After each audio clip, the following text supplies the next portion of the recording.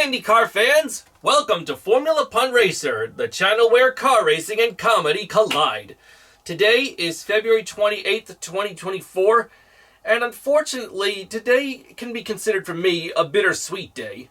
But to take Vanessa Williams' advice and save the best for last, I'll start with the bitter sides of this video first, in saying that today marks the 11th anniversary of the passing of my late grandmother, and I miss her very much, and 11 years and the pain never gets any easier for us, so one moment of silence to honor my grandmother, if you please.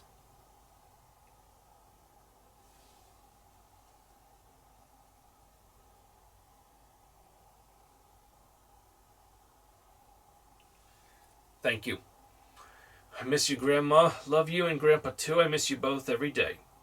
Which brings me to one point why you see this car here, and with a little candle. For starters, you could say that in my grandparents' glory days, they got married 5 days after the Indianapolis 500 was won by Bob Swikert. And Bob Swikert won the Indy 500 in this pink and white car in the year good old 1955. 1955? Great Scott!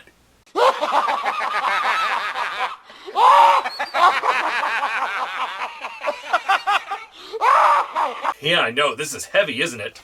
My grandparents marrying 5 days after Bob Swikert won the Indy 500 in this car. Great Scott indeed. To get on a happier note about today is the fact that my cousin Kayla's birthday is today, so I say, happy birthday, Cousin Kayla. Hope you're having a great day today. And more importantly, is the birthday of the greatest racing driver that ever walked the planet. The one, the only, Mario Andretti. So I say, happy birthday, Mario Andretti. And love you forever, as any fan should for racing. And as you see here, 4 of his cars that gave him success in racing. And no doubt, here's his Indy 500 winner here, which won in 1969. This car, he won with Nino Vaccarella and Ignazio Giunti at the 1970 12 Hours of Sebring. This beautiful Ferrari here was won by Mario in the 1971 South African GP, so you can imagine he got quite the lion's share of success in this one.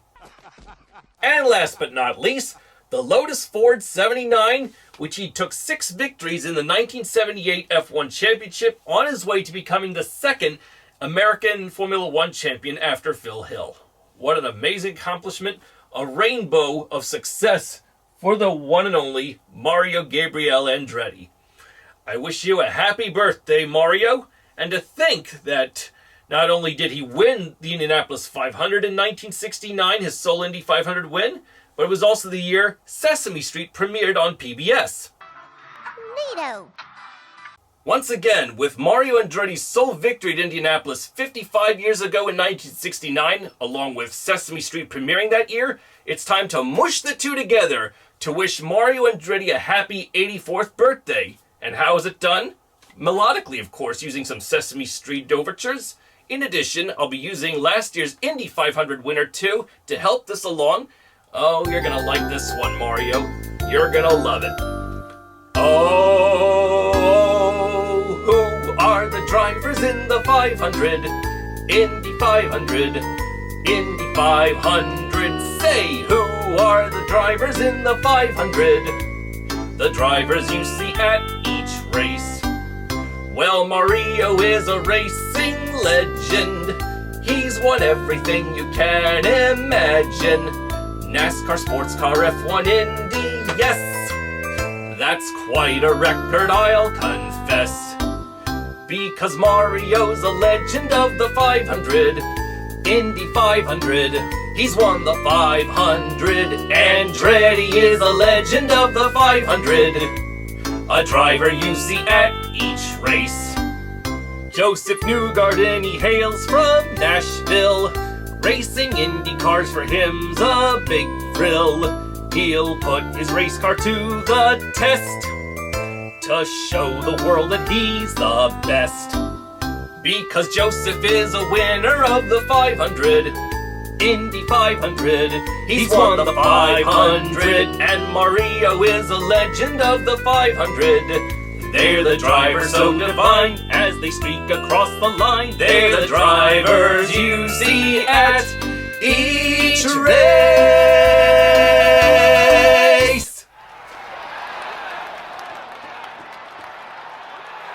Thank you, IndyCar fans, and once again, happy birthday, Mario Andretti. Oh, and Joseph Newgarden, if you like this song as well, I hope it also made you smile and laugh. And now to tell you who's driving for which team in the IndyCar season. With this being a two-part video, I will talk in this video only of the Chevy engine-powered teams. Honda, which is the only other engine supplier in IndyCars, will come in part 2 along with the entire racing schedule. And I'll start with my least favorite team of the Chevys, if not the entire series, Team Penske, because the Penske is indeed mighty in the sword the way Roger runs things. Hence, of course, why Team Penske won last year at Indianapolis. And it consists of his driver lineup from last year, Scott McLaughlin of New Zealand, Will Power of Australia, 2018 Indy 500 winner and last year's Indy winner, Joseph Newgarden of Nashville, Tennessee. At Arrow McLaren Racing, there is Patricio Ward of Mexico. In the number 6 car will be David Malukas, who last year was driving for Dale Coyne Racing, and the number 7 car will once again be driven by 2016 Indy winner Alexander Rossi. And for the Indy 500 only, Kyle Larson, the 2021 NASCAR champion, will race in the number 17 Arrow McLaren Chevy with affiliations with Team Hendrick Racing at NASCAR. Oh, this ought to be a special treat because the Indy 500 has been a lifelong dream for Kyle Larson, but he has never driven an Indy car before. Until this May. Let's see how this NASCAR champion can do at the greatest spectacle in racing.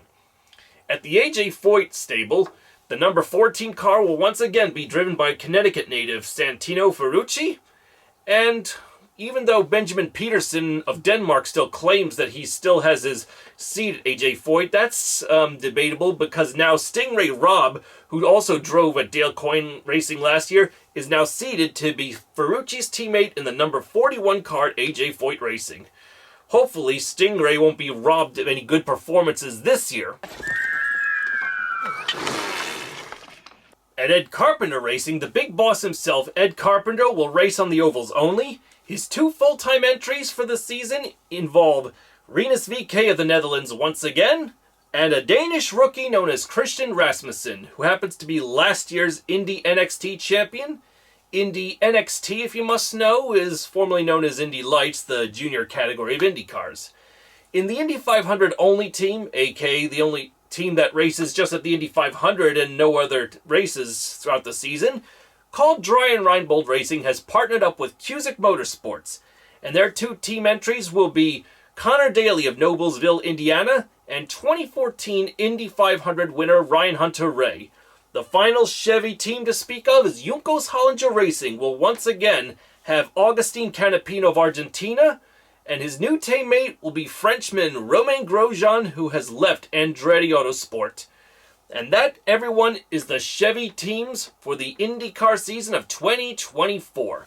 Thanks for watching, everyone. If you like this video and are anxious to see part 2, please share, like, and subscribe and comment to Formula Pun Racer, the channel where car racing and comedy collide. So, for those who don't like racing, at least you get a good laugh with my videos. And if you don't like laughing, you get some good racing information as well. Oh, yeah. And of course, be sure to hit the notification bell to be notified of future posts. And once again, happy birthday, Mario Andretti, and my cousin Kayla and Grandma. I miss you very much. Once again, part 2 will talk of the Honda engine-powered teams and the schedule for the 2024 Indianapolis 500. See you in the next video, everyone. In this to be continued, I'm Aaron Cylinder, firing on all cylinders.